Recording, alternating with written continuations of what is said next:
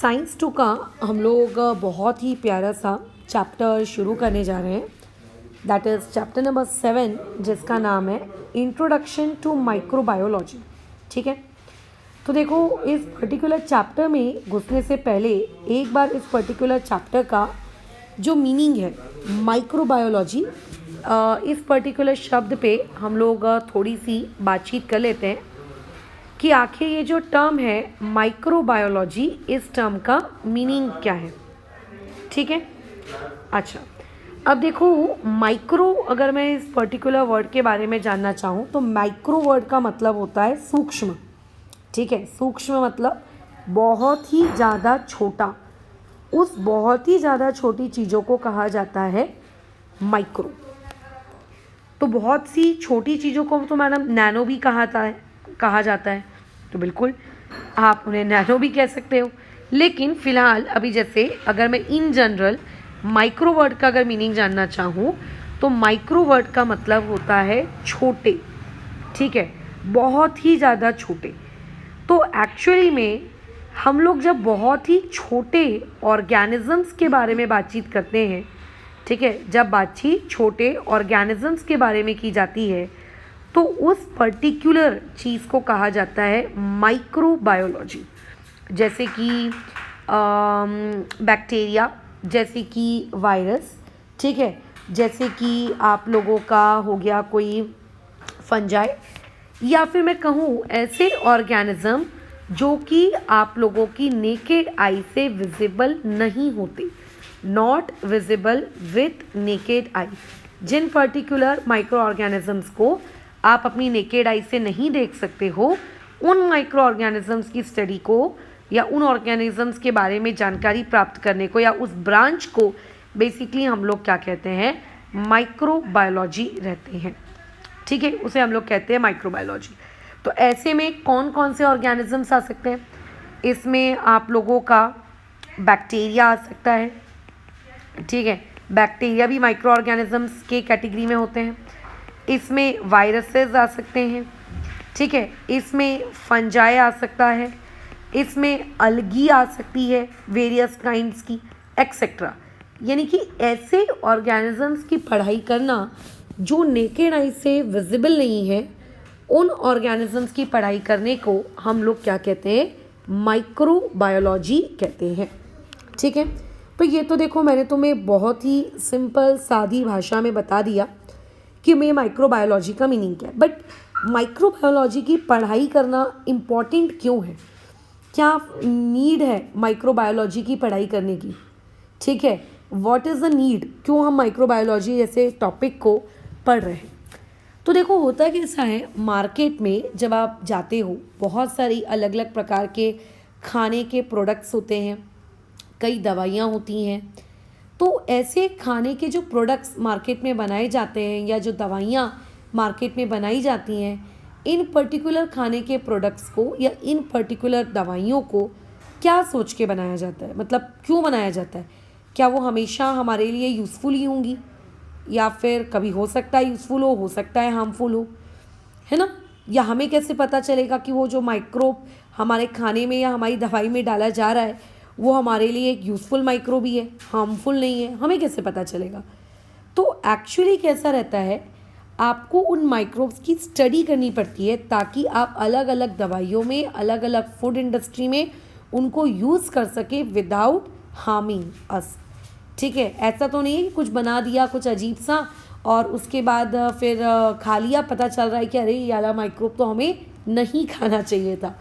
तो ताकि ऐसी गड़बड़ियाँ हमसे ना हो, तो इसीलिए ताकि हम माइक्रोबायोलॉजी का अपनी डे टू डे लाइफ में दवाइयों से लेकर, है ना, हमारी बॉडी की पूरी जेनेटिक चीज़ों को समझने से लेकर, कुछ नया कुछ क्रिएट करने से लेकर, कुछ नई फूड इंडस्ट्री में कुछ लाने से लेकर, कुछ मेडिसिन या कुछ सप्लीमेंट्स बनाने से लेकर, कुछ एनर्जी ड्रिंक्स बनाने से लेकर, हर चीज़ में ताकि हम प्रॉपर काम कर सकें, इसीलिए माइक्रोबायोलॉजी की एक अलग से ब्रांच होती है। ठीक है, तो बेसिकली आप लोगों के बुक में अप्लाइड माइक्रोबायोलॉजी की ये प्यारी सी छोटी सी डेफिनेशन आपको दी। मैंने अभी जो भी आपको बताया, जितना भी मैंने आपको बताया, वो सारी की सारी चीज़ें यहाँ से लेके यहाँ तक आपको दी हुई हैं। तो इस पर्टिकुलर चीज़ का, इस ग्रीन कलर की मार्किंग का क्वेश्चन बन सकता है डिफाइन एप्लाइड माइक्रोबायोलॉजी। ठीक है, यहाँ पे ये इसका डेफिनेशन बन जाएगी। तो माइक्रोबायोलॉजी बेसिकली क्या है? बायोलॉजी की एक ऐसी ब्रांच जिसमें आप क्या करते हो, एंजाइम्स की स्टडी करते हो।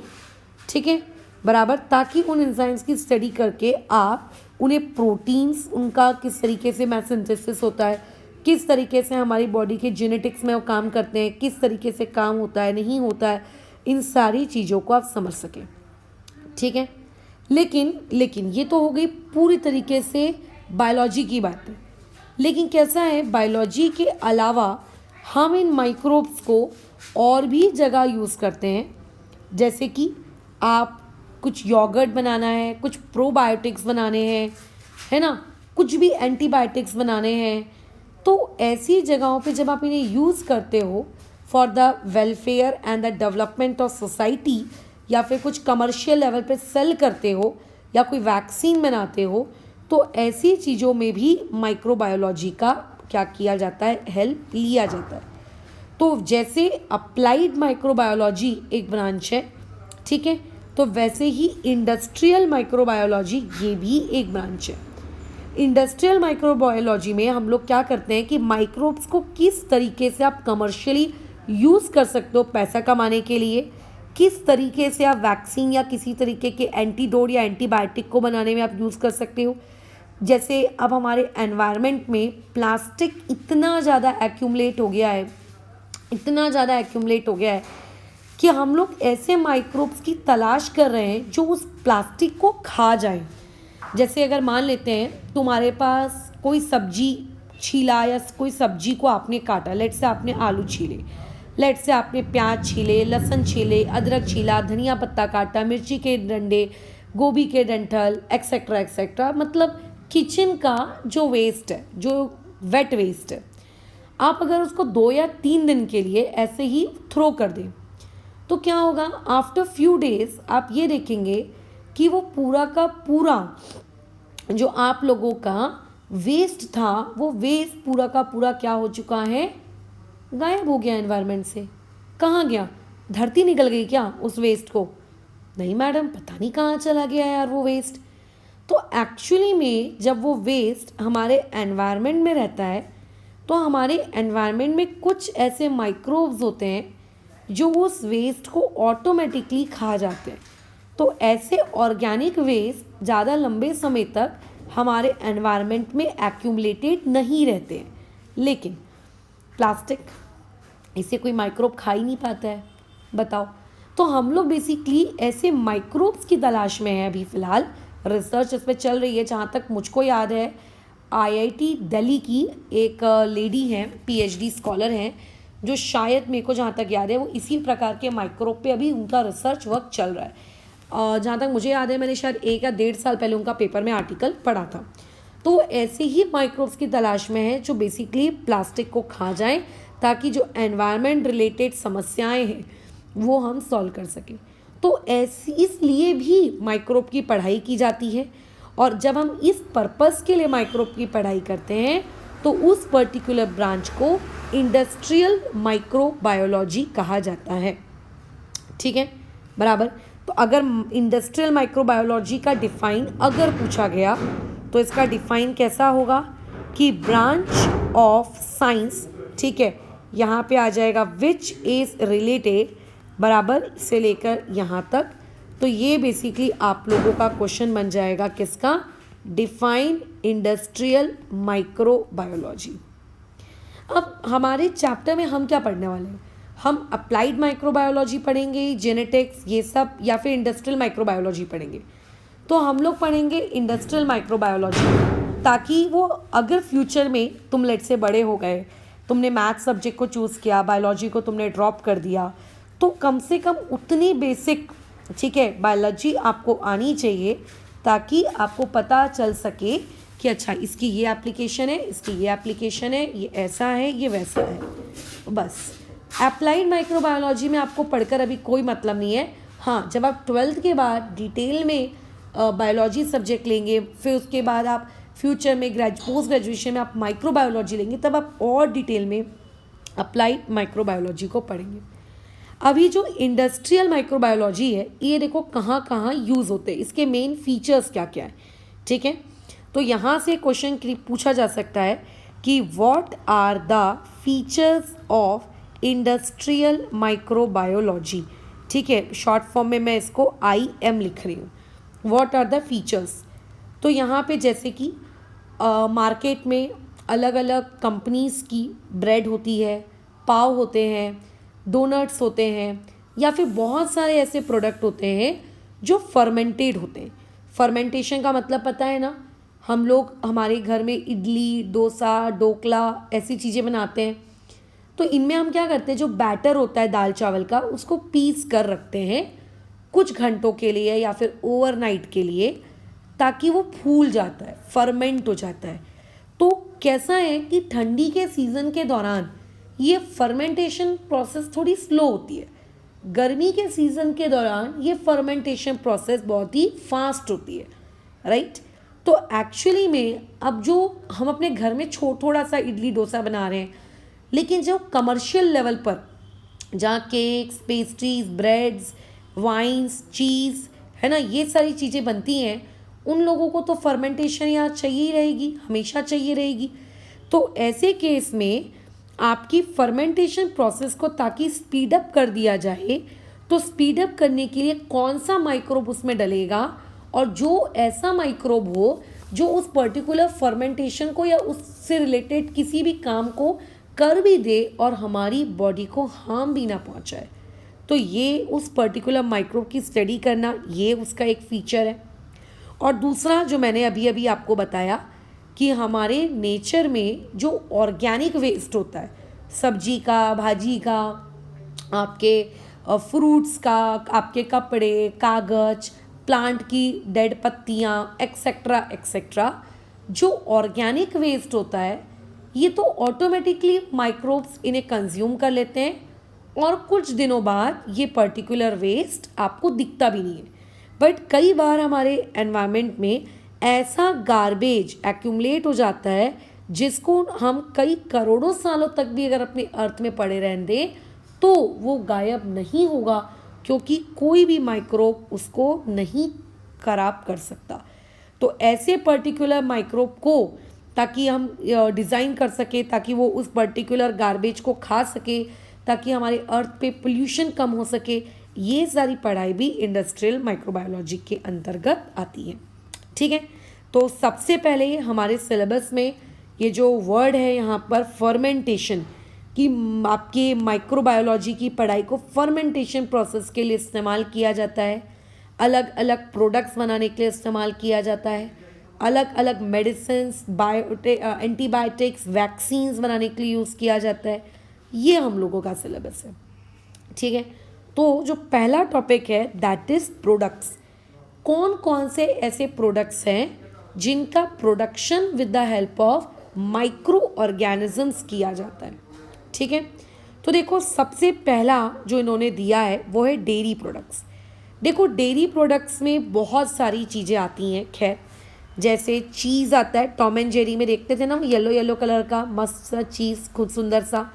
बटर आता है, क्रीम आती है, क्रीम वो चेहरे पे लगाने वाली नहीं, ठीक है, खाने में भी हम लोग क्रीम का इस्तेमाल करते हैं।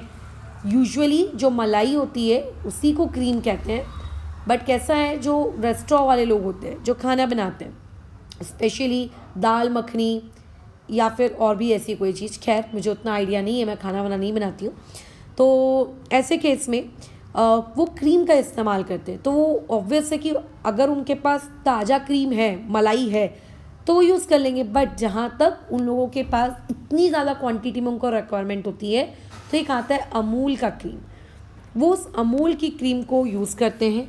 योगर्ट यानी कि आपका दही, ठीक है, योगर्ट में इस्तेमाल किया जाता है आपके माइक्रो ऑर्गेनिज्म को। और ये जो है आप लोगों के लिए एक नया शब्द है कैफिर, या फिर मैं कहूँ केफिर। ये केफिर में भी आपको इस्तेमाल किया जाता है। अब बात ये है कि मैडम ये केफिर क्या है, तो देखो अलग अलग स्टेट्स में इसको बेसिकली अलग अलग नामों से जाना जाता है। अब मैं तुम लोगों को फॉर एग्ज़ाम्पल अगर बात करूँ, अरे बाप रे, अरे 1 मिनट होल्ड करोगे मेरा बच्चा? आजा आजा आजा। हाँ, किसके साथ आया ये? ओ रॉबी, आ जाओ रॉबी, आजा आजा आजा आजा, मेरी दो आ गई, ओ मेरी बेटी आ गई। हाँ, किसके साथ आई बच्चा? और डोडो जा भाग यहाँ से, मेरे को काम करने दे। ठीक है, तो अलग अलग नामों से देखो उसको जाना जाता है। मैं बस तुम्हें थोड़ा सा फील करा देती हूँ कि ये बेसिकली केफिर होता क्या है। जैसे हम लोग छाछ खाते हैं, सॉरी पीते हैं, मठा रहता है जो दही के जैसा है, बहुत गाढ़ा भी नहीं रहता है और बहुत क्या कहते हैं पतला भी नहीं रहता है। तो वो जो खट्टा खट्टा सा लगता है, वाइट वाइट सा, that is basically known as kefir. उसको उसके जैसा रहता है, ठीक है, उसके जैसा रहता है। अच्छा, तो मैं ये नहीं कहूँगी कि केफिर एंड बटर मिल्क का सेम, बट थोड़ा बहुत इनमें डिफरेंस होता है, बट यूजुअली वो मठे के जैसा ही दिखता है। ठीक है, अब कैसा है कि हमें डेयरी प्रोडक्ट्स में क्या नीड है माइक्रोबायोलॉजी की, ठीक है, क्या मतलब, क्या ज़रूरत क्या है यहाँ पे। तो देखो यहाँ पे आपको बहुत ही अच्छी अच्छी बातचीतें बताई गई हैं माइक्रोबायोलॉजी से रिलेटेड। जैसे आपको ये बताया है कि ज़्यादातर मिल्क के जो प्रोडक्ट्स होते हैं उसके प्रोडक्शन के लिए हम बैक्टीरिया जो मिल्क में पहले से मौजूद होता है, मिल्क में कौन सा बैक्टीरिया मौजूद होता है, हम सब लोग जानते हैं लैक्टोबैसिली, राइट, लैक्टोबैसिली का हम लोग इस्तेमाल करते हैं। लेकिन यहाँ पे एक इन्फॉर्मेशन दी गई है, लेकिन अगर आपको चीज़ का प्रोडक्शन करना है तो चीज़ का प्रोडक्शन फंजाई की मदद से किया जाता है, ना कि बैक्टीरिया की मदद से। तो ध्यान रखेंगे, जो मिल्क प्रोडक्ट्स होते हैं नॉर्मली वो बैक्टीरिया से प्रोड्यूस होते हैं, लेकिन जो चीज़ होता है वो आप लोगों का फंजाई से प्रोड्यूस होता है। ये पर्टिकुलर पार्ट पेपर में इफ ट्रू एंड फॉल्स के लिए पूछा जा सकता है। ठीक है, 1 मिनट। हाँ, ये और छिलेगा क्या? मुझे वही आइडिया नहीं है। पापा कह रहे हैं कि इसको और मत छीलो, नहीं तो ऐसे करते करते तो पूरा ही छिल जाएगा। तो वो लोग जाते वक्त मुझे बोल के गए हैं कि आदित्य को बुला लो करके, हम एक बार उससे बात कर लेते हैं, वो बता देगा हमें कैसे करना है। तो अभी अंकित है तो अंकित को बताती हूँ मैं। वो करते करते पूरा ही, हाँ, इसीलिए। इधर भी क्रैक दिख रहा है। हाँ, तो वो वाली चीज़ वो बोल के गए हैं कि आप आदित्य को बुला लो, वो हमको बता देगा कि किस तरीके से ये चीज़ करनी है। अंकित ऊपर देखो।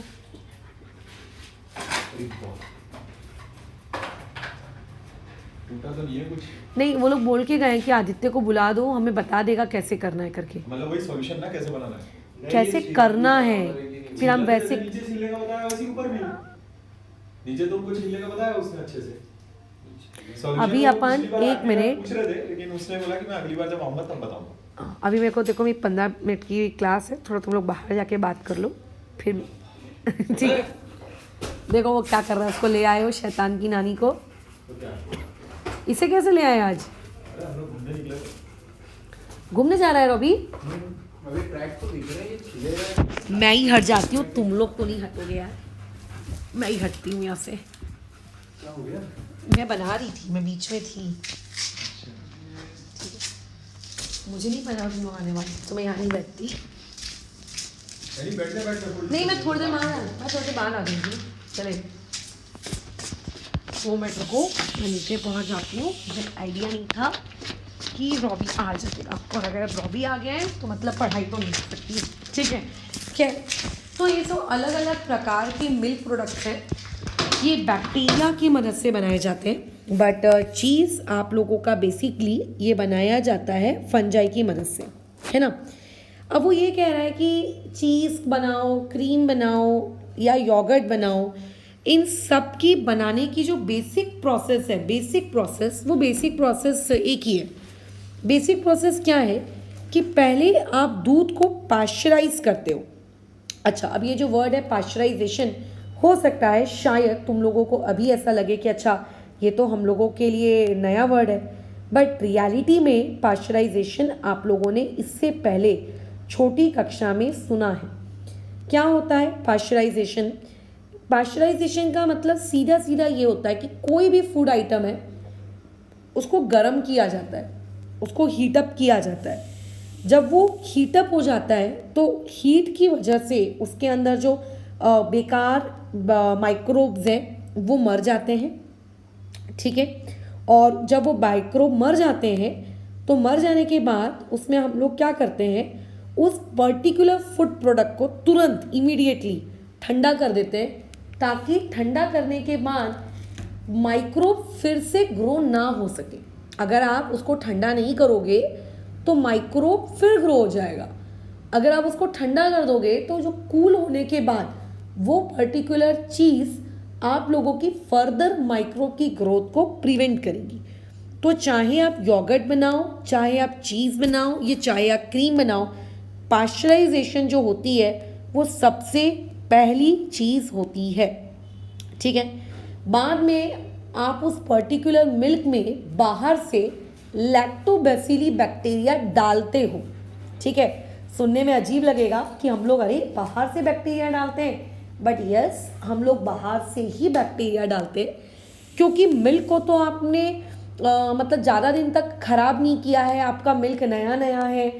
तो ऐसे केस में आपके मिल्क में उतनी ज़्यादा क्वांटिटी में लैक्टोबैसिली बैक्टीरिया नहीं होता है, जिसकी वजह से आप लोगों का कर्ड बन जाए या फिर मैं कहूँ चीज़ बन जाए। तो हम लोग क्या करते हैं, अलग से लैक्टोबैसिली बैक्टीरिया ज़्यादा क्वांटिटी में डालते हैं, ठीक है। अलग से लैक्टोबैसिली बैक्टीरिया हम लोग ज़्यादा क्वांटिटी में डालते हैं।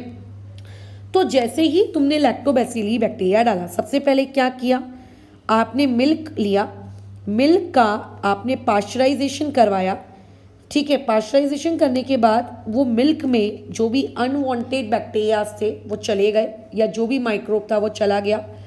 फिर बाद में आपने उसके अंदर में क्या डाल दिया, आपने उसके अंदर लैक्टोबैसिली बैक्टीरिया डाला। अब देखो जो मिल्क होता है, ठीक है, मिल्क के अंदर नेचुरली एक शुगर मौजूद होती है। इसके बारे में आप ज़्यादा डिटेल में क्लास 12 की केमिस्ट्री में पढ़ेंगे। नेचुरली एक शुगर मौजूद होती है मिल्क के अंदर, उस पर्टिकुलर शुगर को कहा जाता है लैक्टोज। जब तक आपने बैक्टीरिया नहीं डाला था तब तक सब कुछ अच्छा अच्छा था, ठीक है। लेकिन जैसे ही आपने उस पर्टिकुलर मिल्क में वो लैक्टोबैसिली बैक्टीरिया डाल दिया, ये लैक्टोज कन्वर्ट होके बन जाता है लैक्टिक एसिड। यानी कि लैक्टोबैसिली बैक्टीरिया को हम डालते ही इसीलिए हैं ताकि मिल्क के अंदर में जो लैक्टो शुगर है वो कन्वर्ट हो जाए लैक्टिक एसिड में, ठीक है। वो किस में कन्वर्ट हो जाए, लैक्टिक एसिड में। अच्छा, इसके अलावा मिल्क में शुगर के अलावा और क्या होते हैं, प्रोटीन्स भी होते हैं, ठीक है। अब देखो, जैसे अगर तुम अंडा खाते हो तो एक लो उबला अंडा, एक आप लो कच्चा अंडा। कच्चे अंडे को तोड़ो तो देखो उसके अंदर से येलो येलो पार्ट उसका कैसा दिखता है, और उसका जो वाइट वाइट पार्ट है उस येलो के अलावा वो कैसा दिखता है, लिक्विड लिक्विड सा, ट्रांसपेरेंट सा। जब आप उस अंडे को उबाल लेते हो तो वो येलो पार्ट कैसा हो जाता है, कठोर हो जाता है, और वो लिक्विड लिक्विड सा ट्रांसपेरेंट वाला पार्ट आपका वाइट वाइट में कन्वर्ट हो जाता है ना। तो ऐसे केस में आप जब उसको हीट किए तो देखो अंडे का आकार प्रकार सब कुछ बदल गया। ये आपने 9th क्लास में पढ़ा है, ठीक है। वो कोएगुलेट हो गया, वो पूरा जम गया। तो वैसे ही जो मिल्क के अंदर नेचुरली प्रोटीन्स होते हैं, जब आप इनमें लैक्टोबैसिली बैक्टीरिया डालते हो तो आपके जो भी प्रोटीन्स, ठीक है, मिल्क के अंदर मौजूद है, ये लैक्टिक एसिड इन प्रोटीन्स के ऊपर अटैक करता है और इन बेचारे प्रोटीन्स को क्या कर देता है, कोएगुलेट कर देता है। कोएगुलेट का मतलब होता है जमा देता है, और जमने की वजह से ही आपका दही जब देखना बन जाता है, क्या कहते हैं आप लोगों का दही, तो कैसा दिखता है, मिल्क दही बनने के बाद थोड़ा सा गाढ़ा गाढ़ा सा दिखता है, ठीक है। और फिर अगर मान लेते हैं आप मार्केट में गए हो, आप दही खरीद रहे हो, तो आपको पता होगा अलग अलग फ्लेवर के दही आते हैं। मिक्स फ्रूट आता है ना, मैंगो आता है, और आई थिंक इलायची फ्लेवर का भी एक आता है। तो ऐसे बहुत सारे अलग अलग प्रकार के दही आते हैं। मदर डेयरी वाले में ज़्यादा ऑप्शंस हैं, क्योंकि जहाँ तक मुझे पता है ये फ्लेवर्ड और कलरफुल दही मैंने मदर डेयरी की ही ब्रांड में देखे हैं। हल्दीराम वगैरह में उतना मैंने नहीं देखा है। मदर डेयरी की एक है मिल्क ब्रांड, उसमें आपको ये फ्लेवर्ड योगर्ट मिलेगा। तो आप उसमें अलग अलग कलर्स डालते हो, फ्लेवर्स डालते हो, और उसके हिसाब से आपका प्रोडक्ट बन के हो जाता है तैयार। जैसे इस पर्टिकुलर पैराग्राफ में एक बहुत इम्पॉर्टेंट इंफॉर्मेशन दी हुई है, वो ये कि डाई एसिटिल एक ऐसा केमिकल है जिसमें फ्लेवर होता है बटर का। मतलब अगर आप नेचुरली किसी चीज़ में बटर डालेंगे तो देखना मक्खन का एक अलग ही स्वाद आता है, पता चल जाता है हाँ इसमें बटर डाला है। लेकिन अगर आप मान लेते हैं एक ऐसे रेस्टोरेंट वाले हैं जो बटर में पैसा खर्च नहीं करना चाहते, यार कौन बटर डाले, लेकिन बटर का स्वाद तो चाहिए, तो आप उस बटर के बदले में डाई एसिटिल नामक एक केमिकल भी डाल सकते हो, क्योंकि इस डाई एसिटिल नामक केमिकल का जो फ्लेवर होता है वो किसके जैसा होता है, एक बटर के जैसा होता है। खैर केमिकल देखो कोई सा भी हो हमारी बॉडी के लिए हार्मफुल है। तो बेसिकली अगर मान लेते हैं कोई फूड इंडस्ट्री ऐसा कर रही है जो आपको बटर के बदले में डाई एसिटिल केमिकल खिला रही है, देन इट इज़ बैड, वो आपको नहीं खाना चाहिए ऐसा। लेकिन देखो हमारे साथ हमेशा होता है, ऐसा नहीं है कि सिर्फ और सिर्फ कोई एक पर्टिकुलर इंडस्ट्री आपके साथ ऐसा कर रही है। जब आप वैनिला आइसक्रीम खाने जाते हो तो उस आइसक्रीम से जो वैनिला का स्मेल आता है तुम्हें क्या लगता है वो असली में वैनिला होता है? नहीं, वो भी एक केमिकल है। जो ये टीवी में ऐड आता रहता है कि क्या कहते हैं फलाना फूड प्रोडक्ट में स्ट्रॉबेरी फ्लेवर, मैंगो फ्लेवर, है ना, ऑरेंज कैंडी वगैरह, तुम्हें सही में लगता है असली का ऑरेंज होता है? नहीं, ये सब केमिकल्स होते हैं जो उस पर्टिकुलर टेस्ट को प्रोवाइड करते हैं। ठीक है, तो देखो इसमें एक बात याद रखना, ठीक है, कि आपको इस पर्टिकुलर पैराग्राफ से ये पूछा जा सकता है व्हाट हैपन्स टू मिल्क। ठीक है, व्हाट हैपन्स टू मिल्क, अगर मैं एक्स्ट्रा क्वेश्चन की बात करूं, what happens to milk if lactobacilli bacteria is added to it.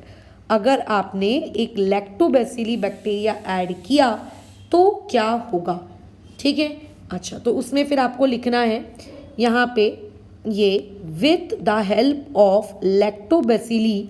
ठीक है, ये काट देना, फिर लिखना lactose sugar of milk is converted into lactic acid and milk proteins are coagulated with the help of lactic acid। यानी कि जो लैक्टोज शुगर थी वो कन्वर्ट हो गई किस में? आपके लैक्टिक एसिड में, और लैक्टिक एसिड की मदद से मिल्क के जो प्रोटीन्स है वो कोएगुलेट हो गए। तो ये बेसिक एक नियम है जो डेयरी इंडस्ट्री यूज़ करती ही करती है। अब चाहे वो योगर्ट बनाने वाली हो, चाहे बटर बनाने वाली हो, या चाहे चीज़ बनाने वाली हो। अब एक एक करके हम इन इंडस्ट्रीज़ की बातचीत करेंगे कि कौन सी इंडस्ट्री में क्या होता है। जैसे कि अब अगर हम लोग यहाँ पे बात करें योगर्ट की, तो योगर्ट बनाने के लिए वो जिस पर्टिकुलर बैक्टीरिया का इस्तेमाल कर रहे हैं वो है लैक्टोबैसिली। लेकिन दिक्कत क्या है कि जब आप लैक्टोबैसिली बैक्टीरिया को डालते हो तो नो डाउट कि लैक्टोबैसिली बैक्टीरिया लैक्टोज शुगर को कन्वर्ट कर देता है लैक्टिक एसिड में। इसीलिए हमें दही से थोड़ा सा खट्टा खट्टा वाला आता है, क्योंकि जो एसिड्स होते हैं वो एसिड्स क्या होते हैं आप लोगों के सॉर होते हैं टेस्ट में। आपने 9th क्लास में पढ़ा होगा एसिड का टेस्ट सॉर होता है, तो इसीलिए हमें दही खट्टा खट्टा लगता है। बट लैक्टिक एसिड बनने का एक बेसिकली एक डिसएडवांटेज है यार। क्या डिसएडवांटेज है कि जब वो लैक्टिक एसिड बनता है ना तो दूध के अंदर जितना भी प्रोटीन होता है, ठीक है, जितना भी प्रोटीन होता है वो सारे के सारे प्रोटीन को कोएगुलेट कर देता है।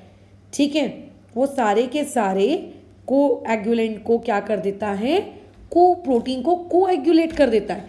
मतलब तुम ये याद रखो कि जो दही आप खा रहे हो उसके अंदर प्रोटीन ही नहीं है, क्योंकि जितना भी प्रोटीन था वो क्या हो गया, कोएगुलेट हो गया। ठीक है, बराबर। अच्छा, तो ऐसे में अब हमको क्या करना है, अब हमको कुछ ऐसा करना है कि दही भी बन जाए, क्योंकि कोएगुलेशन भी ज़रूरी है। नहीं तो दही अगर बनेगा ही नहीं, चीज़ें कोएगुलेट ही नहीं होंगी, तो खाओगे कैसे दही? वो तो दूध का दूध ही रह जाएगा।